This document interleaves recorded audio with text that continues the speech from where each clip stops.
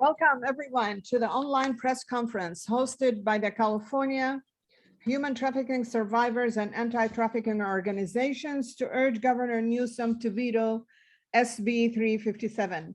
My name is Rima Nashashibi and I'm founder and president of Global Hope 365, a 501c3 nonprofit organization whose goal is to end harmful practices against women and girls, such as child marriage, human trafficking, and other forms of gender-based violence. This webinar is a press conference is being recorded, and the link will be included in the press release following the press conference and on our YouTube channel. Please post your question in the Q&A. The speakers will attempt to answer all your questions during the press conference. We will end at 12:30 p.m. sharp. SB 435 was sent to enrollment on Monday, June 20. The next step is the presentation to the governor for signature. The timing is interesting, though. Was the bill held at the Senate desk until after the recall and the primary election ended? Sometimes legislation is introduced without researching through the unintended consequences, and SB 435 is one such bill, as Assemblywoman Cottie Petrie-Norris indicated in the Assembly floor when she voted against it. The bill is dangerous and is the first step towards full legalization of prostitution.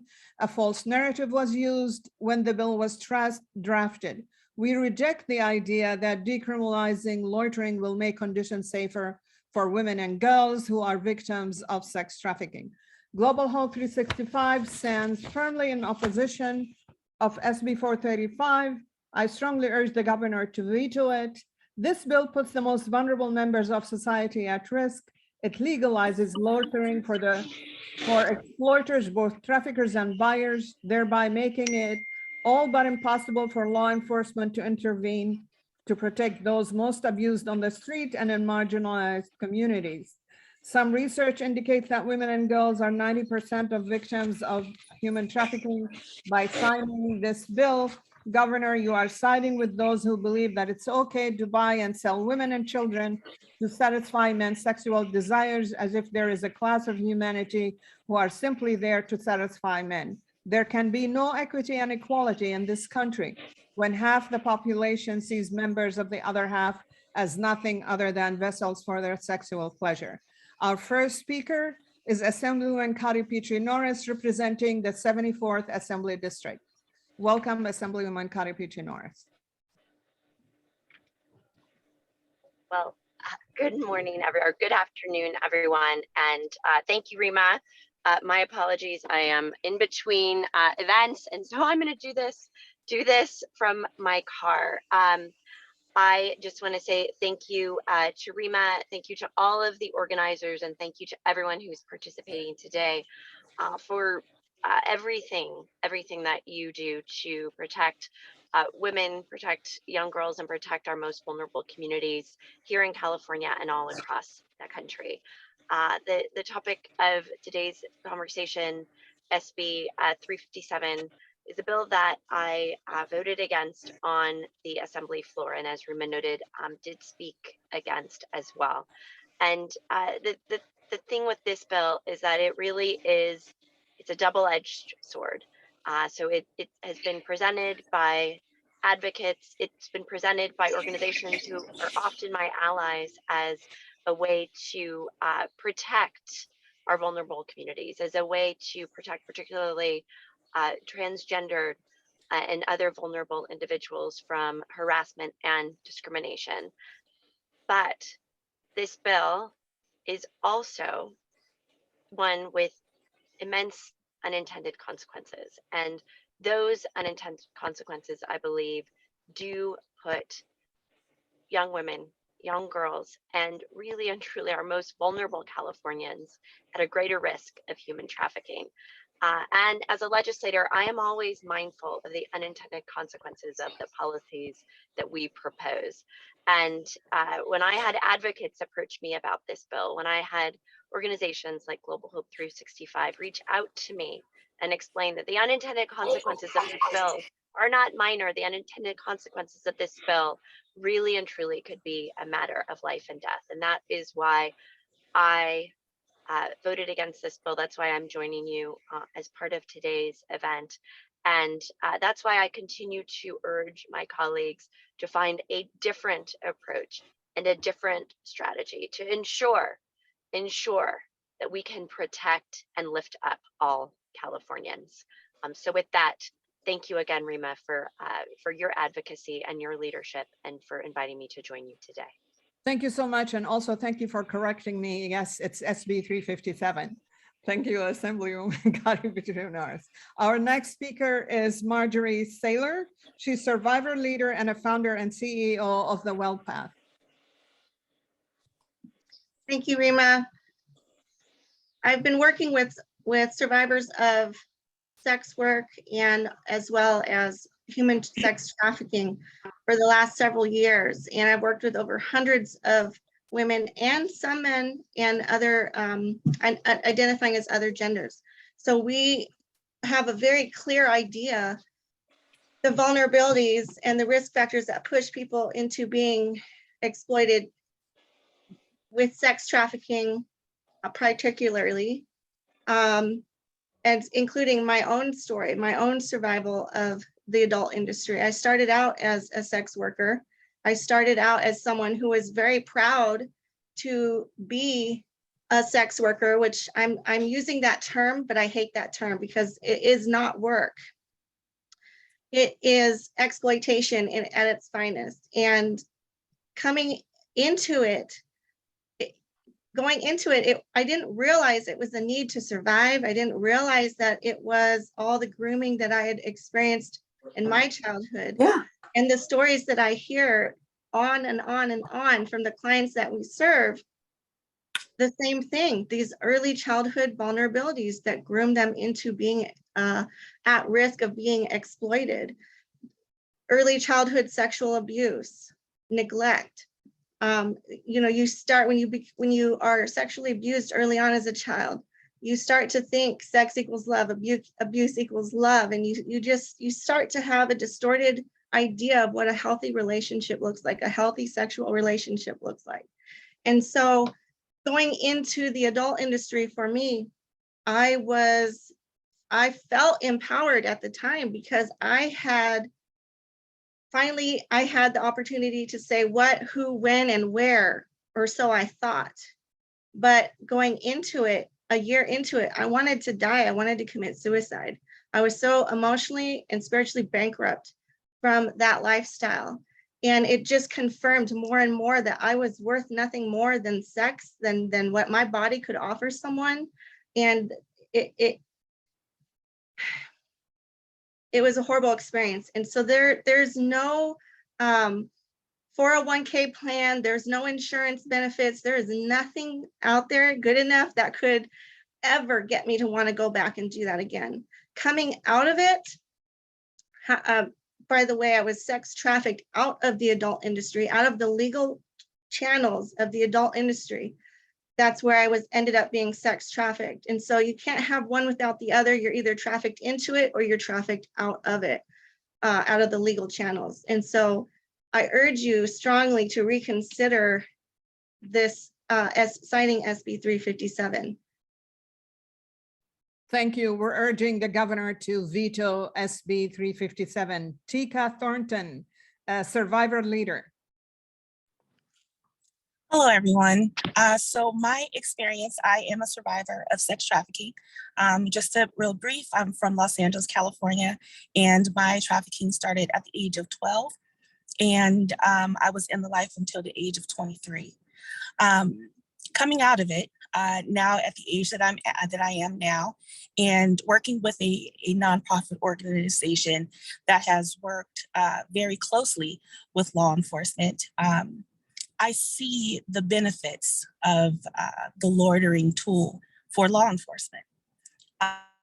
There are so many things that a lot of people are not thinking about when we talk about loitering and law enforcement and how that works.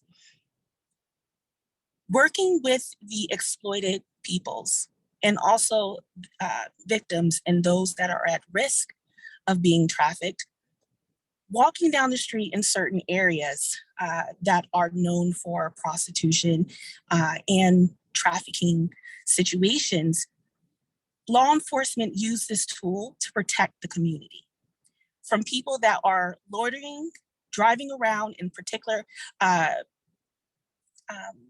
communities and populations for recruitment, and also for Johns and or buyers buying people that are not engaging in sex work, like children.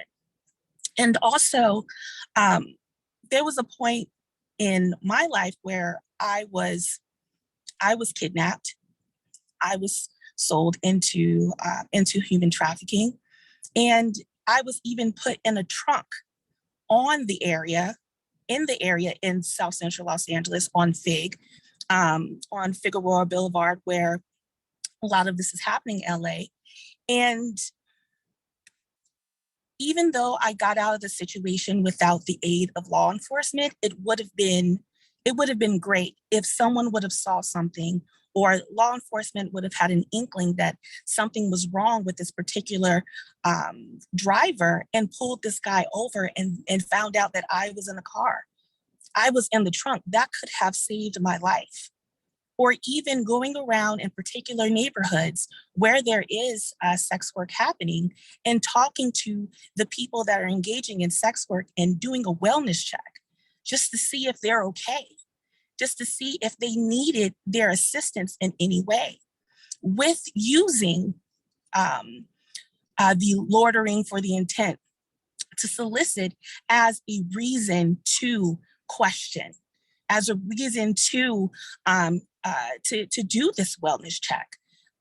Even perpetrators, even predators that are out there to harm people that have no intentions of engaging in sex work in a ethical way, whatever that means. Because there are people that are out there that are not looking for a sexual interaction with someone. They're looking to harm them and to pull someone over to see if they have a weapon of any sort. Handcuffs, zip ties, rope, any of those things that can aid in the harm or the potential harm of someone could save a life. We're so focused on giving a certain population of people the right to do what they feel is right with their bodies. But we're not looking at the vulnerable population of people that will grow. The people there's so many people right now that are at risk, that are that harm has already come to. The numbers will increase because there will be no law enforcement around. Because if there's no loitering, and that is a huge part of what's going on in these neighborhoods where sex work is happening. Law enforcement are in these areas because they have that tool. They're not getting any calls because it's like a secret society of people when it comes to sex work and human trafficking. They're not out telling everything that's going on within this enterprise. So using this tool allows law enforcement to be in the area if they feel, or not even if they feel, just so they can be able to make sure that the community, the people that are engaging in sex work, are safe. And also, it just boggles my mind. Instead of us talking about holding those that abuse this tool accountable for their actions, because I have worked with amazing people in law enforcement that use this tool with integrity, really care about this population of people. So we don't want to mix up the ones that abuse this from the ones that use this to actually help. So please reconsider this, because there hasn't been any policies, there hasn't been any procedures to ensure safety of this population. They're just trying to get rid of it before they make any plans. So I just believe personally, Tika, feel that this should be vetoed. Thank you.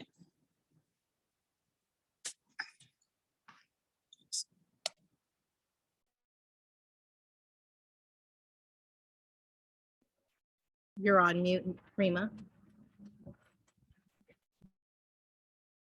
Thank you, Marjorie and Tika, survivor leaders, for your strong voices in urging Governor Newsom to veto SB 357. Now we're going to Vanessa Russel, founding executive director of Love Never Fails.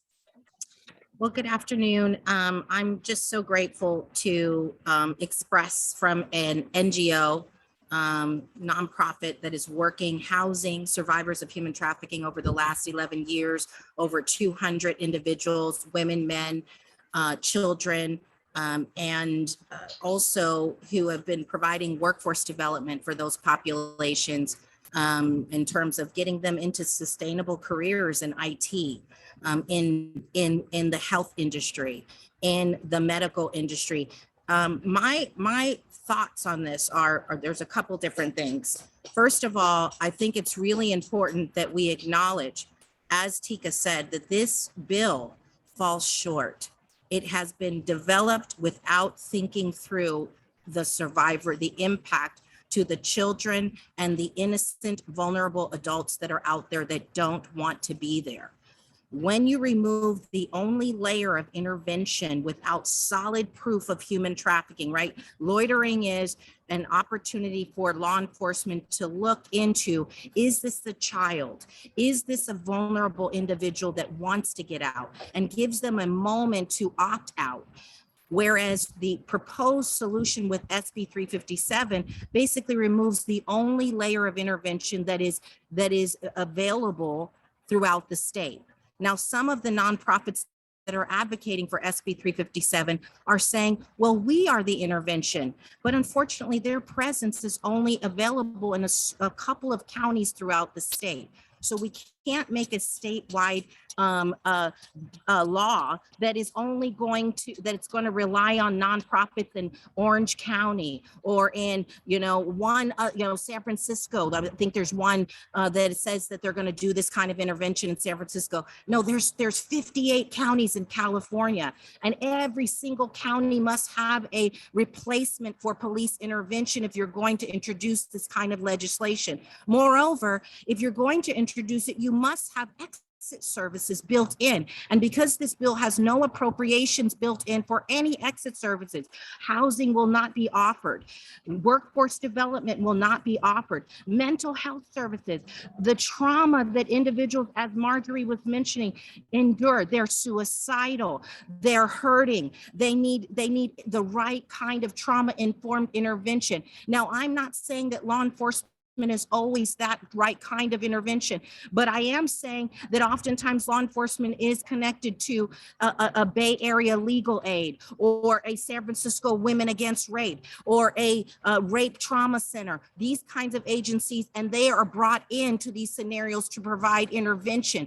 In the current proposal, there is nothing. There is no replacement strategy. There are no exit strategies. The people are literally left to fend for themselves in their own mental trauma and say, I need help, while they're being watched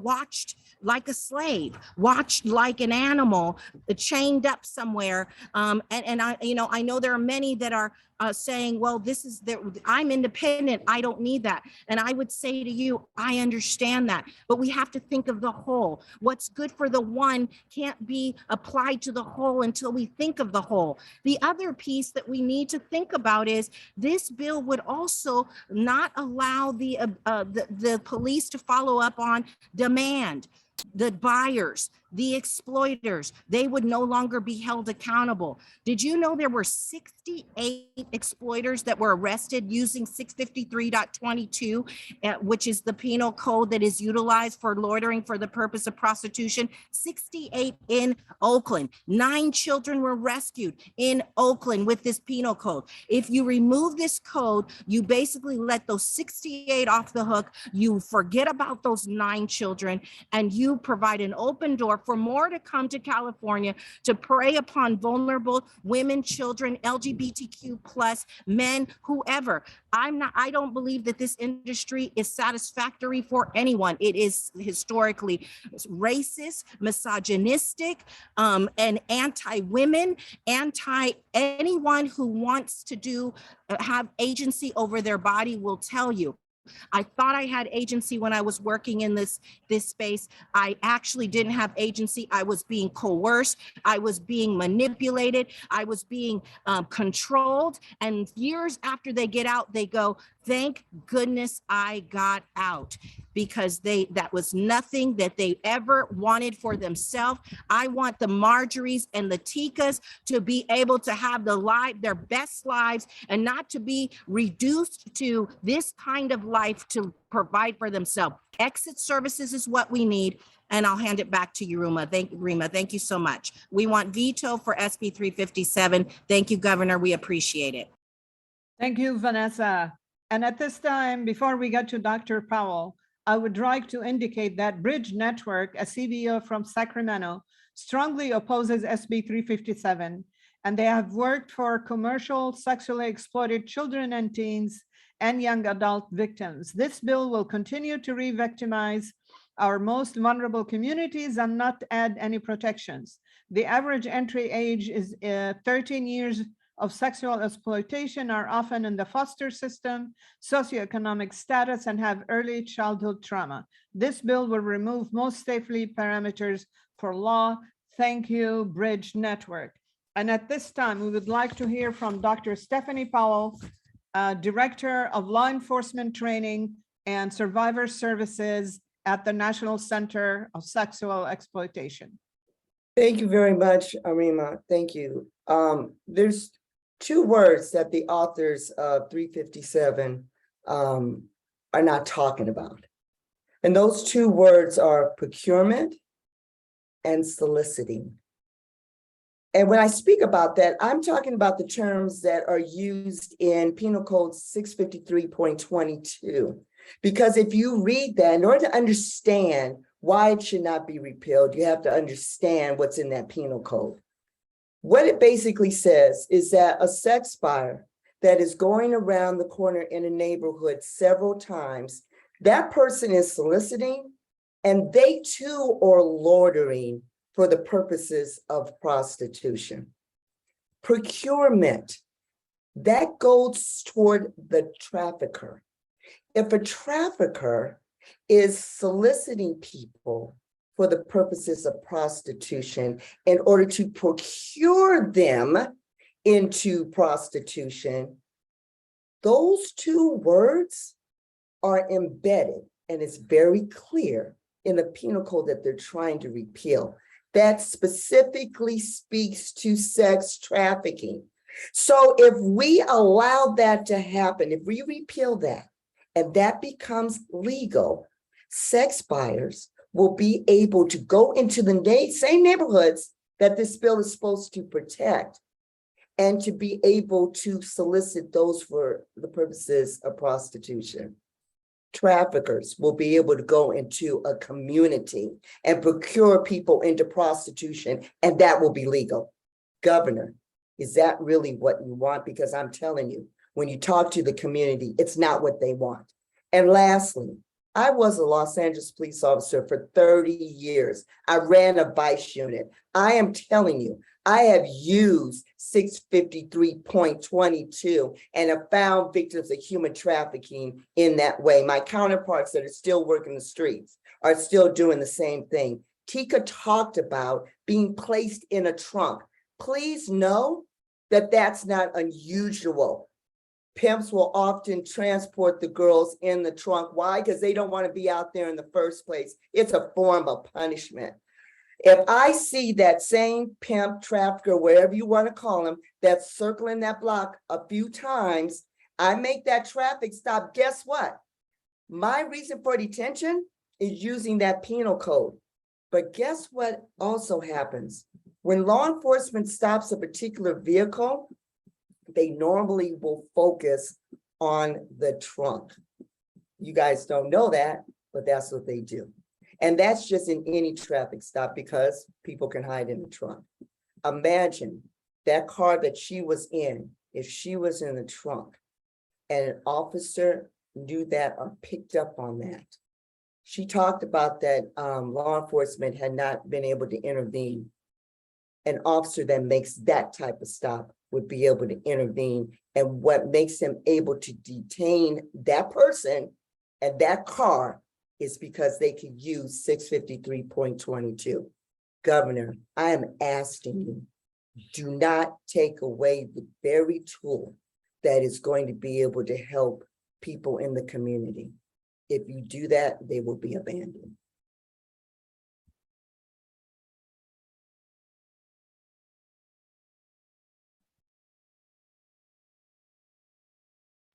Thank you Your Honor. to the survivor leaders, Assemblymember County Petrie-Norris, Vanessa Russel. Again, we have a few minutes. If you have any questions, post them in the Q&A. I would like also to mention that legislators can use other venues to urge the governor to veto SB 357, which some of our elected Republican leaders have done so. And so, again, it's a public letter of what legislators can do, urging the governor to veto SB 357. We're going to give it a few minutes. Okay, I see. Can someone address how SB 357 will have nationwide consequences? I'll take that. This is how it has national consequences. We're already looking at a national push to fully decriminalize prostitution. For California, this is going to start to open the door. When you look at Vermont, when you look at Oregon, this is a conversation that's being had. And so if we allow, this does not get vetoed, this just opens the door for full decriminalization. And let me just say this very quick. This is what full decriminalization means. What it means is that anything that's prostitution related is going to be okay. That means that your next door neighbor could open a brothel. That's what full decrim means. You can't even open a weed shop because it's legal, but it's not decriminalized. So there are parameters that will be set. With full decriminalization, there are none. And so we cannot open the door just a little bit to let this conversation fully develop. And the next thing we know, we're having the same conversation about full decriminalization. Thank you, Dr. Powell. Any other panelists would like to answer that question? Well, I just wanted to say that one of the things that we need to think about here is we don't want to be a state that sets the stage. As we know, we're one of the largest state, and we can set the stage for the country on how laws are adopted and pushed. And I believe that we are a state that believes in taking care of children and taking care of women and taking care of members of the LGBTQ community, vulnerable people. We know that there's tons of vulnerability. We have rental instability here. We have a very heavy homelessness issue. This is going to be a predator's playground. Because wherever you have vulnerability, you have housing depravity, you have food scarcity, you have people who are runaways, people who are in need. That is where the exploiters go. That is where the buyers go. So by removing this lock that we have right now, Not only will it make California the place to be for exploitation, but it will open the door for the rest of the nation to follow suit. We don't want to be the first, we don't want to be a large state that says this is good for vulnerable people to be harmed in this way. We want to be a state that provides pathways to safety, pathways to dignity, pathways to alternatives to human trafficking.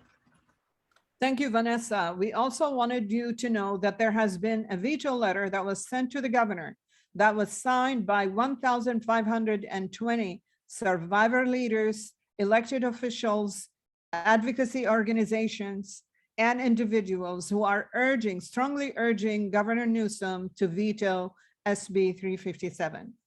And again, as a reminder, we will post the videotaping of this on our YouTube channel at Global Hope 365. Thank you, everyone, for attending as panelists and also as attendees, and for augmenting the strong voices urging the government to veto SB 357.